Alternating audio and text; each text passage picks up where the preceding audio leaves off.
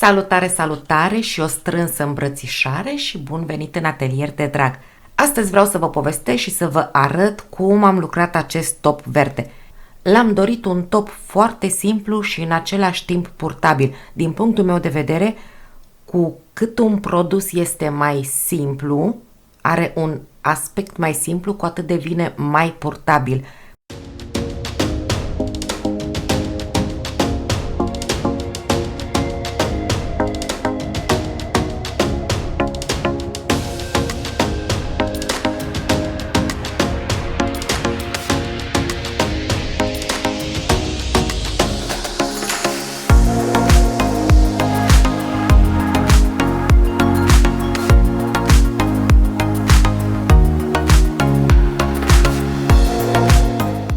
Și pornind de la această idee că îl vreau simplu, eu am exclus orice terminație pe el și orice bordură. Am pornit de jos pe jersey, la mâneci nu are absolut nicio terminație, m-am folosit de un mic artificiu astfel încât să nu se răsucească foarte mult pe partea aceasta de răscroială, iar la decolteu la fel este fără bordurică, dar aici cu mare mândrie vreau să vă prezint un nou mod de a lucra decolteul. Este o idee ce mi-a venit, o idee pe care am gândit-o special pentru acest top. Practic eu lucram pe top și nu știam, tot mă gândeam cum voi face în partea de sus, astfel încât să nu se vadă nici scăderile, să nu fiu nevoită să culeg ochiuri la final pentru a face o terminație. Topul meu este foarte simplu, singura zonă de interes este pe partea de decolteu, singura zonă care necesită puțină atenție. Firul pe care l-am folosit eu este de la Drops Cotton Light, are 50% bumbac, 50% poliester. Este un fir pe care îl aveam de vreo 2 ani de zile, l-am luat pentru culoare, nici nu mai știu pentru ce l-am luat, m-a dezamăgit atunci în primă fază deoarece el nu este foarte bine răsucit, toate firicelele din el sunt la vedere, dar pe de altă parte pentru acest top a fost un fir super potrivit. Știu că era seară, mă mâncau degețelele să încep ceva și era singurul fir pe care îl aveam mai grosuț și într-o culoare care să-mi placă pentru acest top. Ca alternative pentru acest fir, orice fir, o idee mai gros, poate fi și ușor neregulat, poate fi un mix de fire foarte subțiri, toate pe aceeași nuanță ca să nu iasă neapărat tărcat, deși sunt convinsă că arată frumos și tărcat. Aș fi putut folosi și belul de la Drops, care are în compoziție bumbac, in și viscoză. Apropo, dacă aveți fire mai grosuțe care au în compoziție in, la fel, le puteți folosi cu încredere. Firul acesta este recomandat a fi lucrat cu andrele de 4 mm. Eu l-am lucrat cu andrele de 4,5 mm, deoarece mi-am dorit să am o textură mai fluidă, nu mi-am dorit ceva foarte dens. Și l-am lucrat cu andrele 4,5 și am avut în 11 cm 20 de ochiuri. La partea de calcule nu am avut nevoie de foarte multe calcule. Eu puțin am oscilat deoarece l-am făcut mai scurt și m-am gândit așa: dacă îmi va sta bine în el, îl voi purta. Iar dacă lungimea nu mi se potrivește, îl voi da nepoatei mele. Ideea este că între noi două la sân este o diferență de 2 cm, iar ea este mai înaltă. Și oarecum am ținut cont să-l fac așa între, să fie bun și de mine, dar în caz de ceva să fie bun și de ea. Oricum am aflat că îi place și, deși îmi place și mie lungimea, sunt convinsă că va ajunge tot la ea. Pentru calcul, eu mi-am schițat așa bluza pe care vreau să o obțin.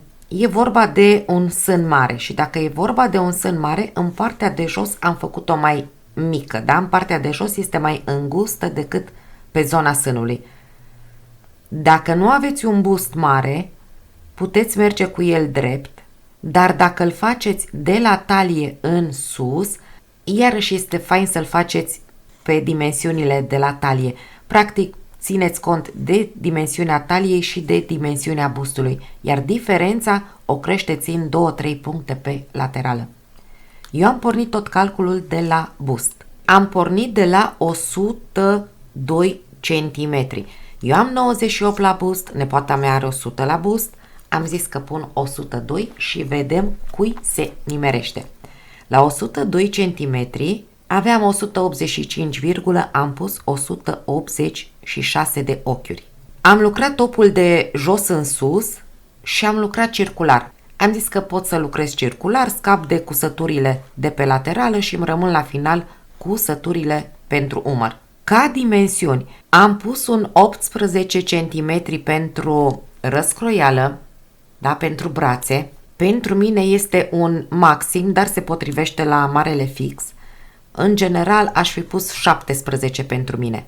Am zis că de ajunge la nepoata mea, să-i se potrivească și ei, am pus 18. 2-3 cm îi mai câștig de pe zona umărului și atunci lungimea aceasta mi-a rămas undeva la 30 de centimetri. Eu am lucrat când am considerat eu că ajung pe la zona sub brațului unde trebuie deja să fac scăderi, l-am pus pe mine să-mi convină și lungimea. Al meu coboară de talie, dar totuși pe zona aceasta stă lejer. Are acest croi, dar nu pornește din talie, pornește mai de jos. Bun, și acum pot să revin la calculul meu. Deoarece eu pe un rând din acesta de creștere cresc stânga-dreapta marcatorului pe laterală și într-o parte și în cealaltă, deci voi crește 2 ochiuri pe față, 2 pe spate. Eu la un rând de creșteri cresc 4 ochiuri. O dată aici plus 4, o dată aici plus 4. Și atunci din 186 pe care îi vreau eu la bust, am scăzut 8 ochiuri. Minus 8, 178 de ochiuri montez, plus 1 ca atunci când trec pe circular să pot uni lucrul. Atât am montat pe andrele.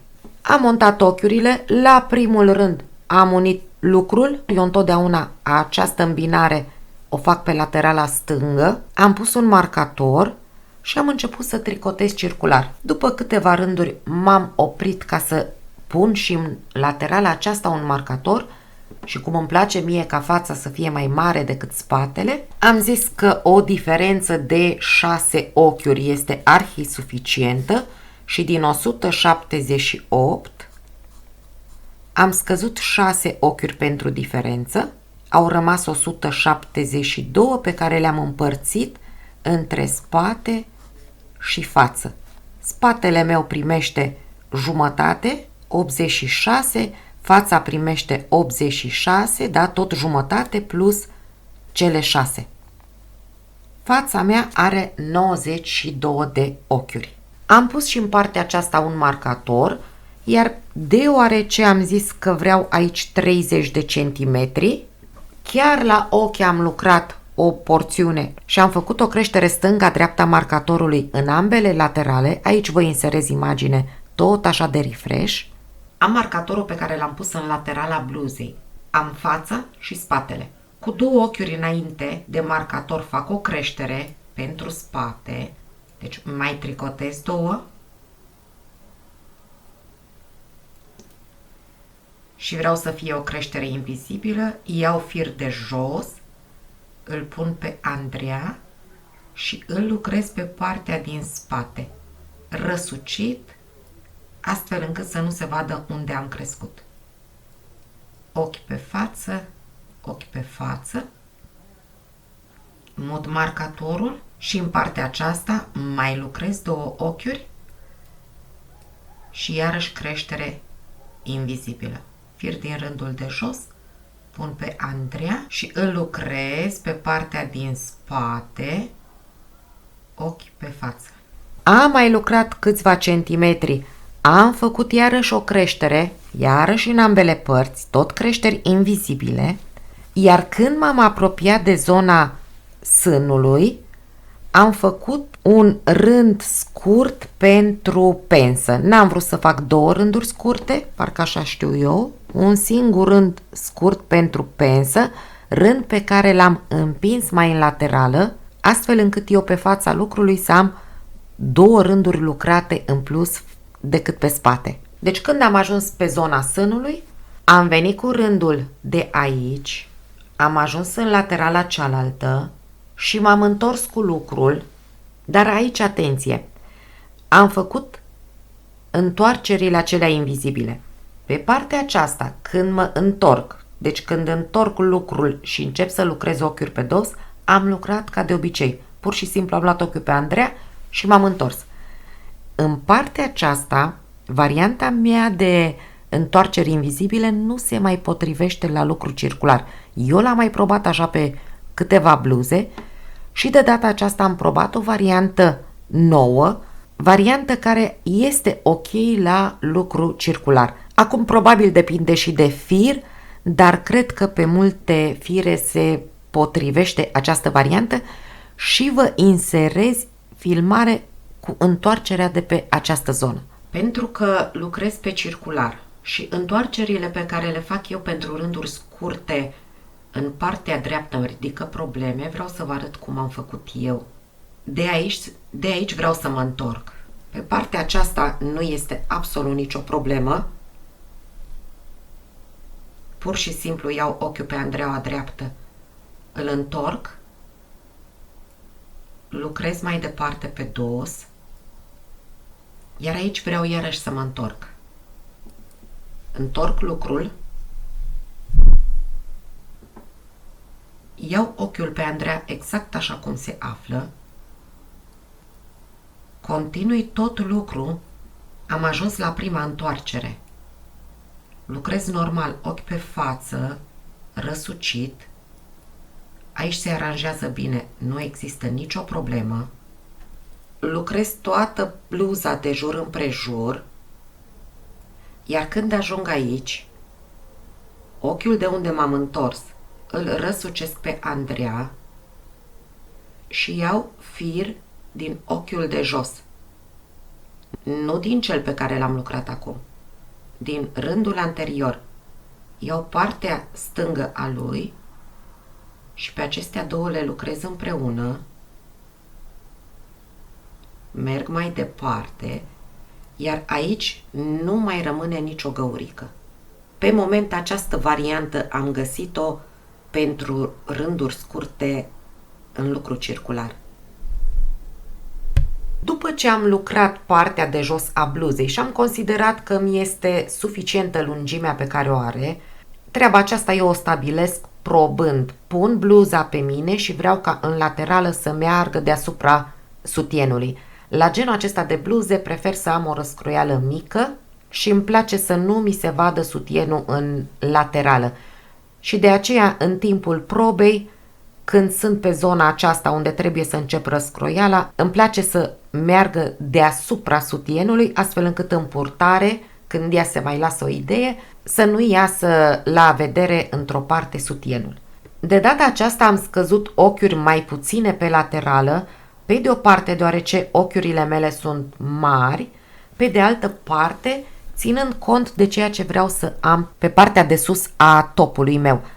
Am vrut un decolteu rotunjit și nu-i bărcuță, dar este mai alungit, umărul l-am vrut neapărat înclinat și o idee lăsat. Și mi-am făcut rapid așa un calcul, iar dacă pentru lățimea spatelui la ultimele bluze cu răscroială m-am raportat la un 38 de centimetri, de data aceasta, deoarece am vrut să pice puțin umărul, am fost mai generoasă și am zis să fie un 40 de centimetri lățimea spatelui, lățime spate 40 de centimetri, asta reprezintă 72 de ochiuri. Eu am pornit spatele cu 86 de ochiuri, am crescut odată 88, încă o dată 90. Deci eu am 90 de ochiuri, minus 72 la cât aș vrea să ajung, 18 ochiuri trebuie să scad eu pe răscroială, 9 pe o parte, 9 pe o parte. Și ținând cont că eu nu am nicio terminație, deci bluza mea se mai rotunjește puțin, am hotărât că voi încheia pe răscroiala de la spate 8 ochiuri, iar pe răscroiala feței 9 ochiuri. Da? Pe răscroiala feței iau mai mult. Iar ca să înțelegeți mai bine, Am aici răscroiala de pe față și răscroiala de pe spate, marcatorul care le separă. La spate vreau să închid 8 ochiuri, la față 9 ochiuri. Întotdeauna în linie dreaptă închid câteva ochiuri, de data aceasta, deoarece nu vreau să fie foarte decoltat, de la spate închid 2 ochiuri, de la față închid 3.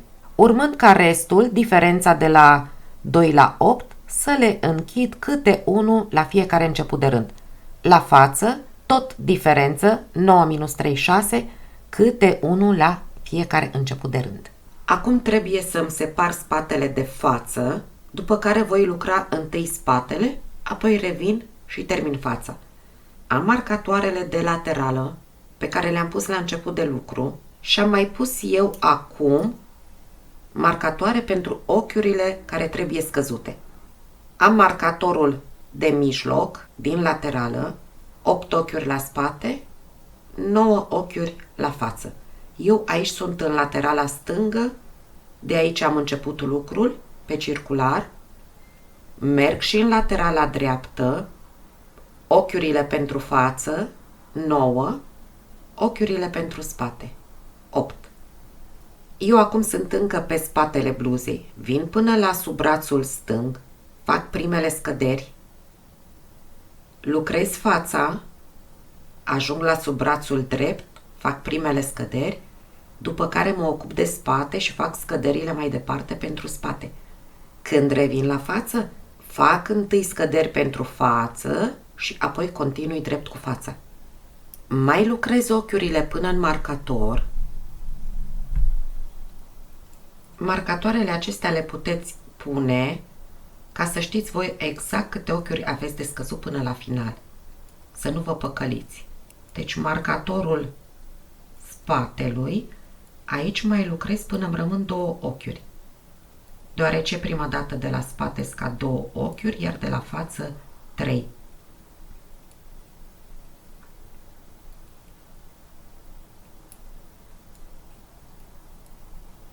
Mai am 2 ochiuri de la spate, fac prima scădere, am răsucit primul ochi, am făcut o scădere,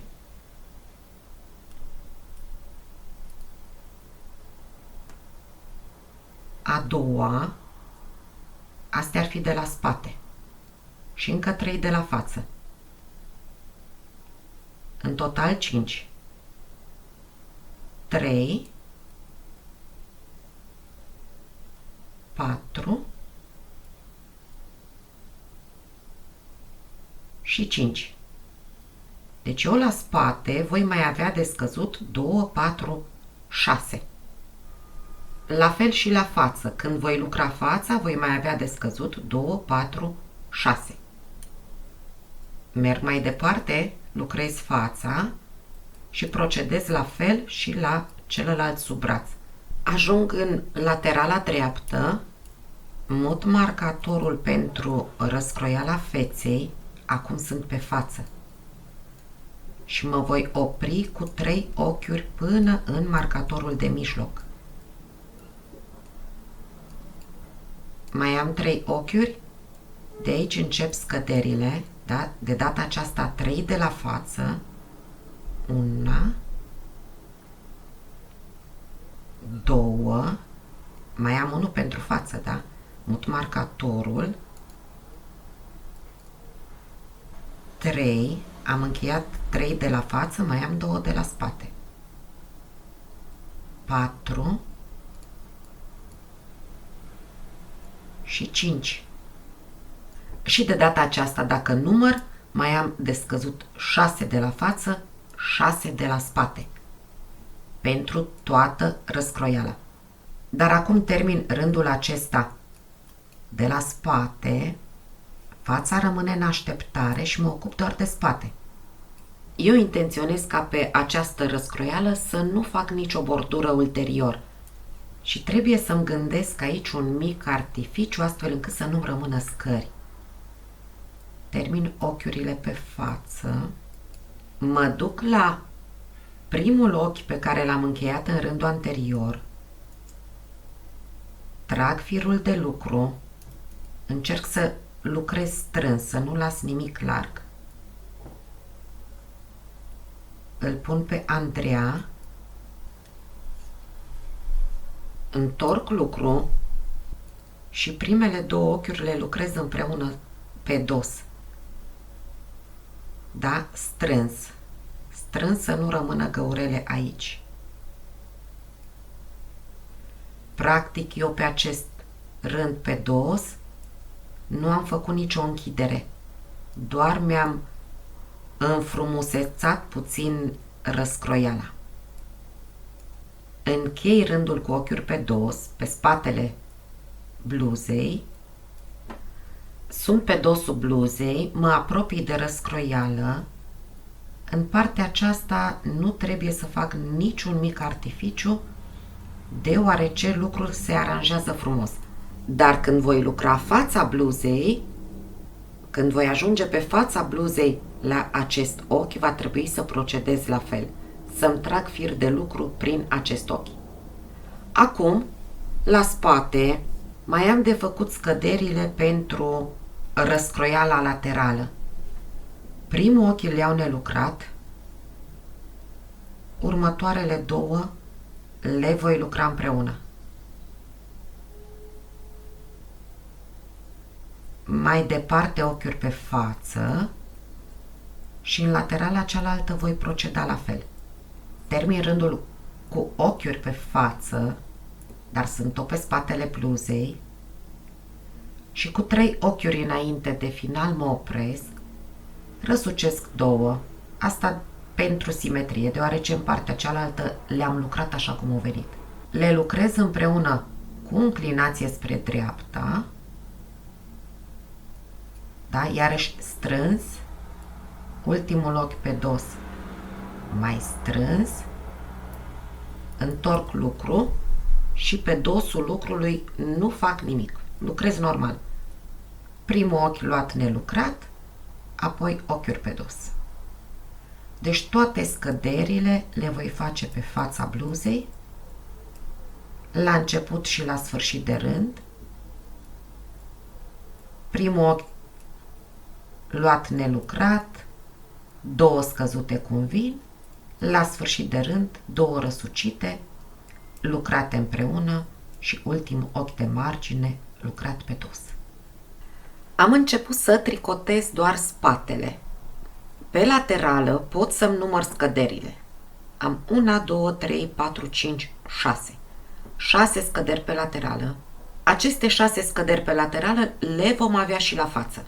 După ce am terminat scăderile, pot fie să pornesc numărătorul de rânduri, deoarece am nevoie să știu câte rânduri fac la spate, ori pot să-mi număr ochiurile de margine. Dacă am un ochi de margine, înseamnă că am făcut un rând pe față, un rând pe spate.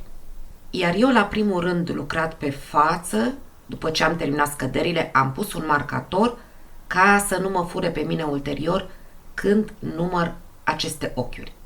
Și am mai făcut eu ceva, tot începând cu primul rând pe față lucrat, după ce am terminat scăderile. Am început ochi de margine, ochi pe față luat nelucrat, ochi pe față. Același lucru fac și în partea aceasta, stânga-dreapta spatelui, încep și termin la fel. Mai am câteva ochiuri pe față, penultimul ochi îl iau nelucrat și îl iau din spate către față, asta pentru a fi mai ușor să lucrez pe dos. Ultimul ochi, ochi de margine. Acum când întorc lucru, le lucrez pe toate pe dos. Ochi de margine luat nelucrat, ochiul nelucrat are deja orientare ca ochi pe dos, deoarece l-am luat răsucit.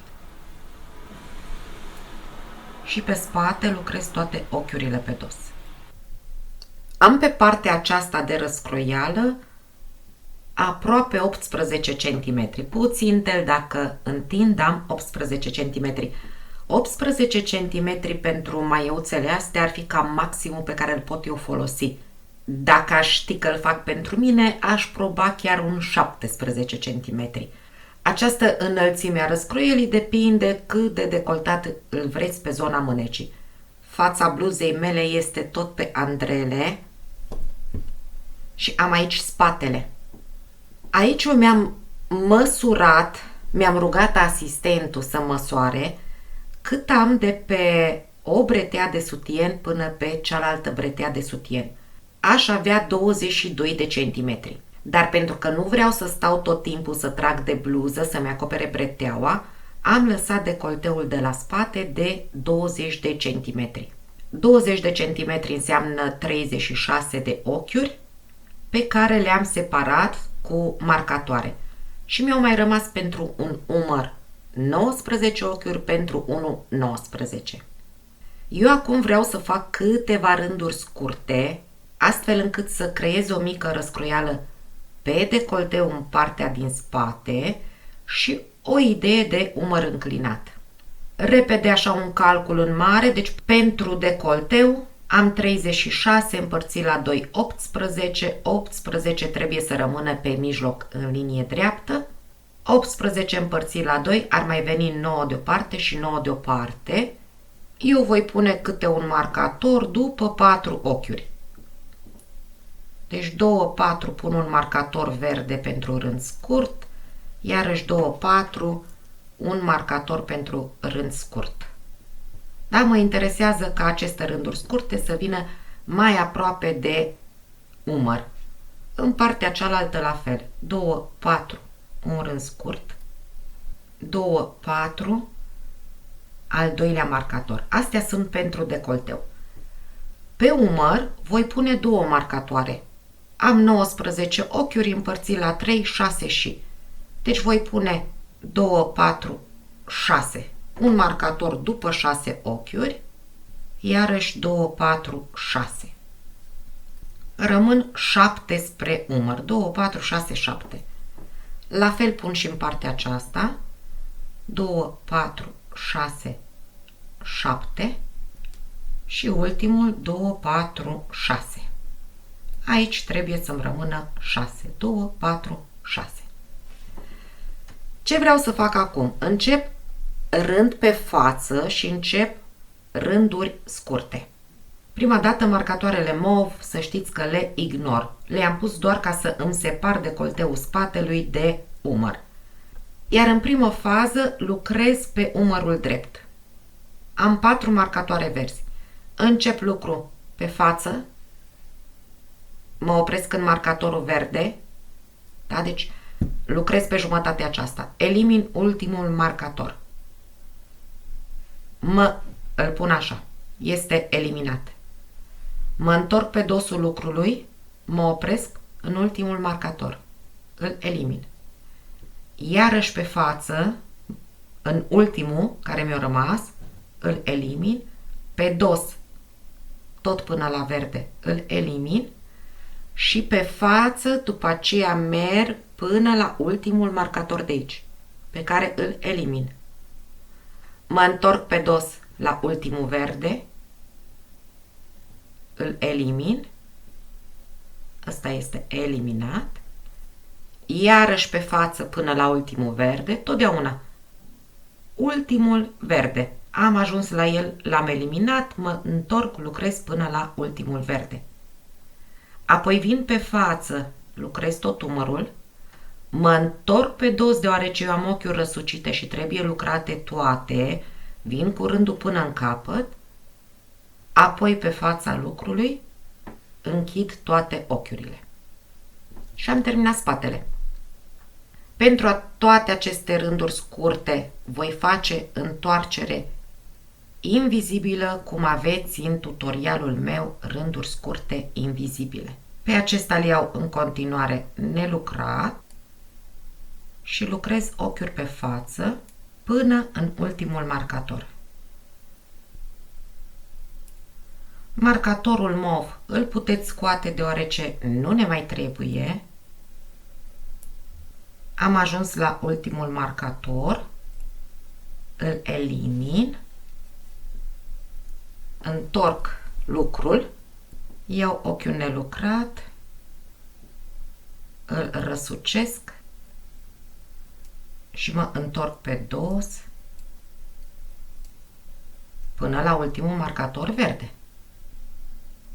5, și 6. Îl întorc, îl elimin, întorc lucru. Pentru întoarcerea aceasta mut firul în față, ochiul iau din spate în față, trag de firul de lucru în spate, răsucesc bine și merg cu ochiuri pe față până în ultimul marcator verde. Apoi mă întorc pe dos până aici, sunt la ultima întoarcere pe umărul drept, răsucesc ochiul și merg cu ochiuri pe față, dar va trebui să am grijă cum lucrez ochiurile de întoarcere. Am aici un ochi de la care m-am întors, ochi care trebuie lucrat pe față, da, din partea aceasta, pe sub ambele fire, pe față. Mai departe, 2, 3, am și aici unul de întoarcere și fac ochi pe față. Mai departe. Merg cu tot acest rând pe față până la ultimul marcator verde. Și construiesc și aici câteva rânduri scurte. Da? Deci totdeauna de la ultimul marcator până la ultimul marcator. Astfel arată spatele meu cu umăr înclinat și o mică răscruială la spate. Acum trebuie să termin fața. Primul rând pe care îl voi lucra pe față va fi rândul de pe dos, dar și aici, în partea aceasta, trebuie să recurg la un mic artificiu. Mă folosesc de primul ochi pe care l-am scăzut, urmând ca în partea aceasta să continui să lucrez normal, deoarece se aranjează lucru frumos.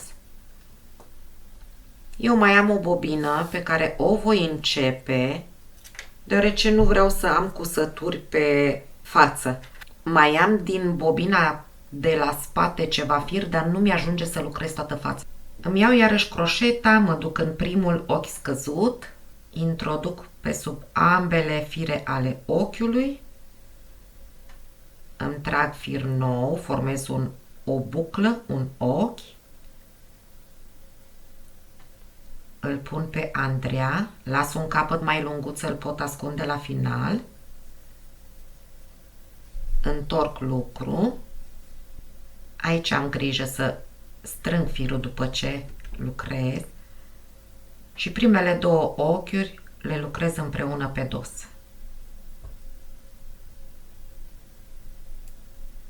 Strâng firul, oricum îl voi aranja la final când îl cos și merg mai departe cu ochiuri pe dos. Lucrez tot rândul și toate ochiurile. Abia apoi, începând de la rândul de pe față, voi face scăderi de câte un ochi la început și la sfârșit de rând. Da, eu am descăzut și la față, exact ca și la spate, 2, 4, 6 ochiuri. Am ajuns în punctul în care eu trebuie să încep decolteul feței.